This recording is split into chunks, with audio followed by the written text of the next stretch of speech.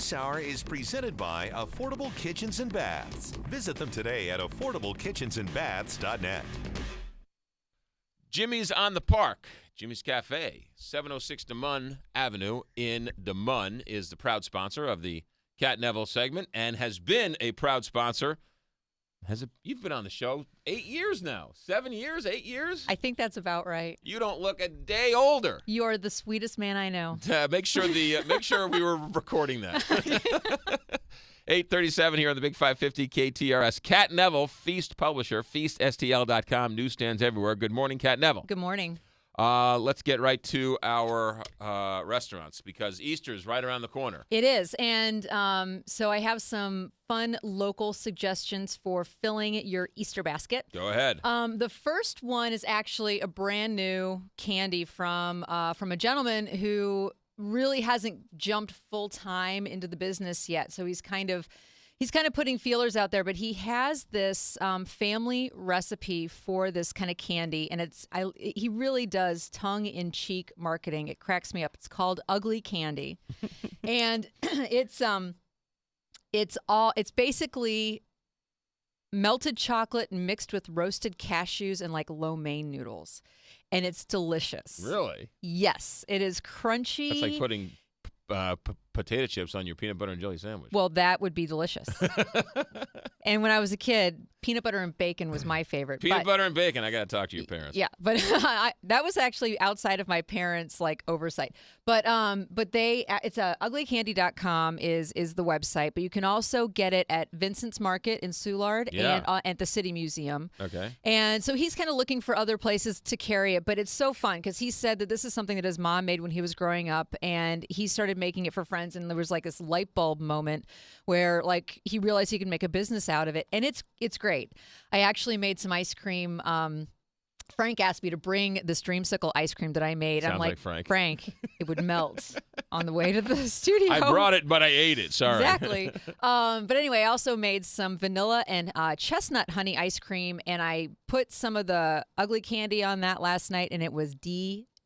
Okay, so explain how you use this ugly candy. You just eat it. You just eat it. I mean, you can garnish, if you want to, you can crush it up and put it on, because it's cashews, which are my favorite nut. Right. And then the lo mein noodles kind of add that toasty crunch, and then you can do either white chocolate or like a nice milk chocolate. Okay, now this is just one concoction of ugly candy? Okay, but he has others. This is pretty much it that this he is does. It. Okay. Yeah. And so if you actually go to his website, it's really cute. He has this story about like how ugly candy came to be and how, it used to be, it began at the dawn of time and people thought it was poison, all this kind of stuff. It's very, very cute. And so it's... So cashews... Lo mein noodles, which are the crunchy sort of... He doesn't say that it's lo mein noodles, but I think I guessed. Okay. And then what's the third concoction? What is it? Chocolate. And the chocolate. Yeah. Is it? Think of like a haystack. Okay. So you kind of take the melted chocolate, mix it with all the stuff, and then let it harden, and so you get this wonderful, crunchy yumminess. Wow! Actually, it's on KTRS TV right now. We have a picture of it, so it's chocolate encased, if you will. Yes, exactly. Okay, exactly. Good. All right. And so, which segues nicely into some of the other kind of local spots. One that is a surprise to me. Have you ever been to Globe Drugs on Broadway?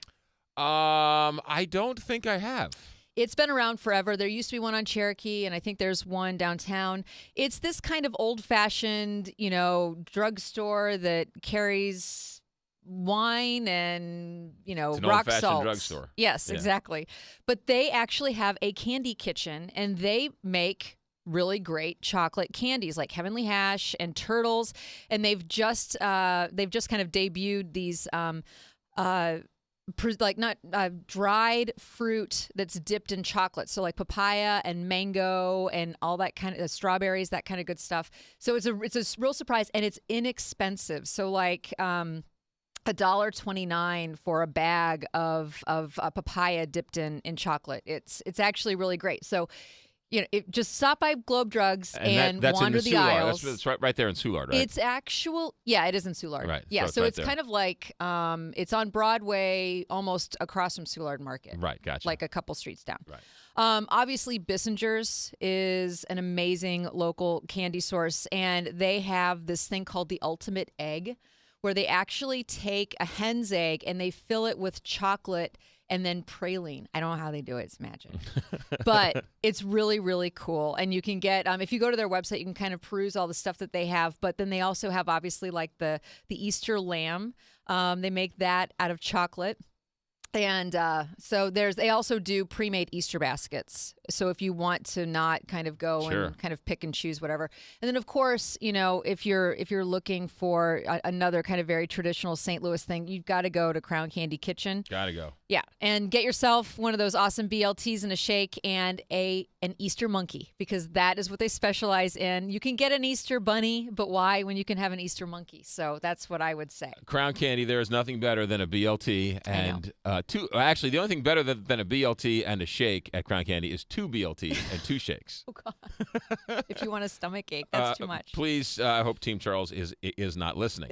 All right, so Ugly Candy, uglycandy.com, I guess, and then City Museum, and then Vincent's 12th Street Market in Soulard. Right, Globe, Crown Candy, Bissinger's. All right, good. Yeah. So nice wide variety of candy selections for Easter. All right.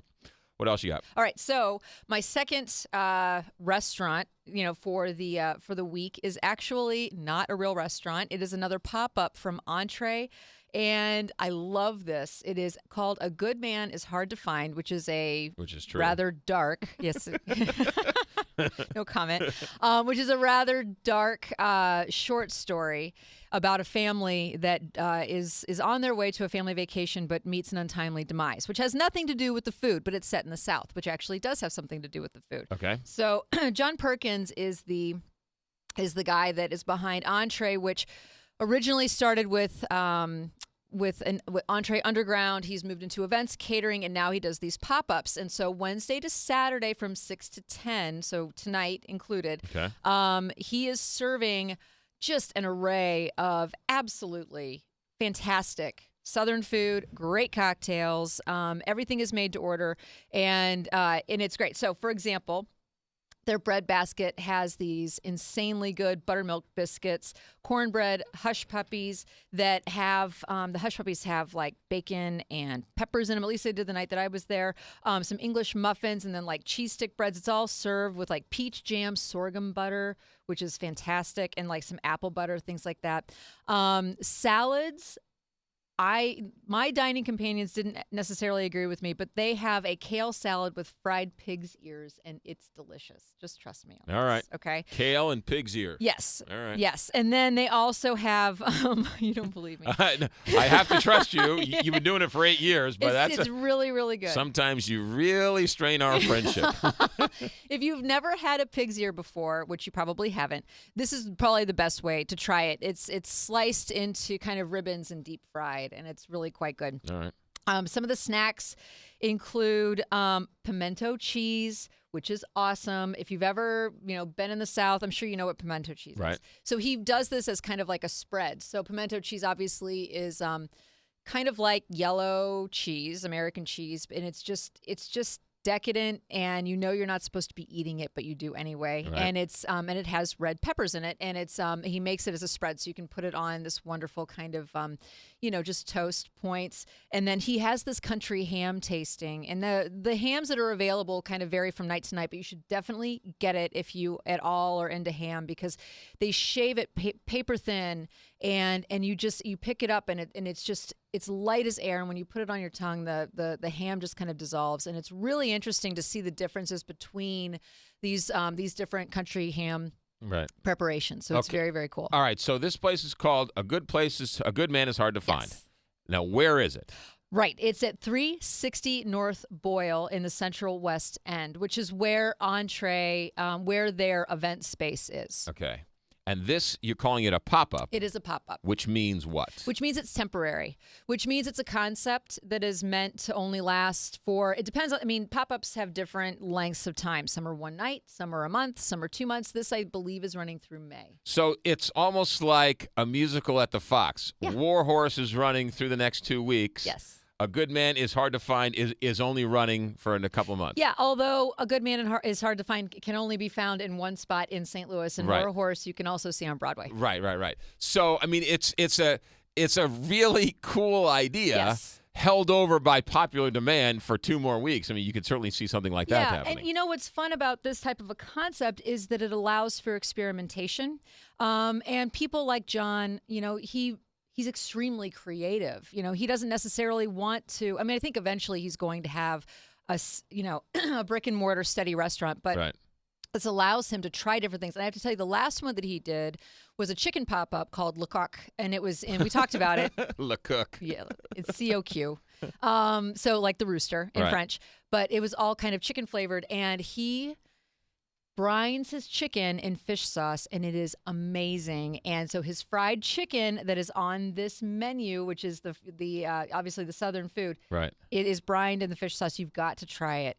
It's very, you're kind of like, why in the world would I want to eat chicken that's brined in fish sauce? Just trust me, it's delicious and you should eat it. Okay, so if we go to feaststl.com, we can find A Good Man Is Hard to Find. Well, we will link this up and we will give you links and addresses. Gotcha. So this will be up later in the day so you can get all the info. But if you're thinking about going 4 months from now, it's not going to be there. It won't be around. Yeah. You should go now. And they don't take reservations on Wednesdays, but they take reservations the other days, and you can get to that from their website, which is entreestl.com. They also, I just have to tell you, they have fried catfish. They have sorghum glazed quail, delicious. And then you really need to get the pork and beans. It is this fantastic hunk of pork belly I thought you with were talking about me. Fantastic hunk. Sorry. there's Sorry. the good man. I'll shut up. And with Sea Island red beans. I mean, it is a very modern and very just upscale, fantastic take on the concept, the idea of pork and beans. You've got to try it. And the blueberry buckle, delicious. Who doesn't love pork and beans? I know. It's Exactly. American. It's a classic American dish, and it's just done the way that that entree can do it. And I love that John is experimenting, and I think that it's really fun to see approachable Americana food done in this way. So anybody likes fried chicken. Pop-up.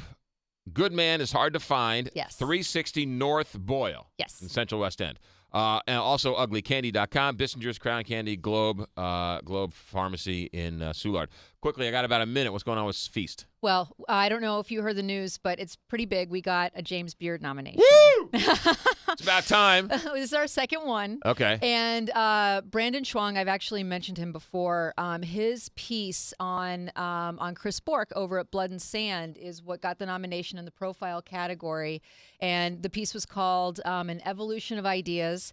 And the other two journalists in this category were writing for GQ and New York Times Magazine. And Rookies. So it's Rookies. amazing to see the work that is produced in Feast up against these kinds of Sure. national players. And once again, I just have to say that I am absolutely honored to work with the people that I work with. I mean, the core staff, Brandy and Lisa and Kristen at the magazine, and then our amazing freelancers. And the photographer, Jonathan Gaiman, really captured what Brandon's story was about. He captured what it's like for Chris every day to be working at Blood and Sand, which obviously is a private club on Right. St. Charles Street downtown. Right. And I mean, he's doing really innovative, fantastic food, and it's exciting. So May 3rd is the awards, and we'll be there in New York. So cross your fingers. That's great news for you, for your vision, and for everything else. Thanks. I'm just sort of disappointed. I guess my article on Filoni's didn't make the James Beard nominations, huh? Well, no, you know what? Your article. Oh, that was in. We didn't actually. No. Oh, I see. So you were gaming the situation. I see. But Brandon actually. Did you happen to see? Did you happen to see the current issue? Because he actually went to Filoni's And was a got bartender. behind the bar, Right. And so that was Brandon that did that piece. We it was still inspired by you. okay. That Good. would not have happened without you. So I inspired a possible James Beard Award winner. That's exactly right. All right, fair enough. I'll take it. Okay. We still have to figure out our Filoni's night. I know. Yeah, I know. It's we're going to working on happen it. soon. Cat Neville, Feast, publisher of Feast, feaststl.com. Anywhere where fine magazines are handed out. Yes. Also, if you subscribe to the Sunday St. Louis Post-Dispatch and you subscribe to Feast, it'll come with your Sunday That's edition. exactly right. Have a good week. Thank you. 8:51 KTRS. I bet you I can make you hungry. Tenderloin Benedict, crab cake and eggs, lobster scramble, and croissant French toast. That's brunch at Jimmy's, made to order the way it should be. Hi, I'm Jimmy Christo, owner of Jimmy's on the Park, and I'm inviting you to join us this week and every week as we feature our great Sunday jazz brunch. Our menu features a variety of great breakfast items, sandwiches and salads, and a special section just for kids, all made fresh to order at Jimmy's. Relax and enjoy live music by St. Louis's own Jim Manley and Mark Fredericks. Special drink prices on peach bellinis, champagne, mimosas, and the best Bloody Mary in town, served from 10 o'clock till 2. That's Jimmy's on the Park, serving that great Sunday jazz brunch every Sunday from 10 to 2, lunch Tuesday through Saturday, and dinner 7 nights a week. Call us for reservations at 725-8585, that's 725-8585, or visit us at jimmyscafe.com. Join us for a brunch you're sure to remember at Jimmy's.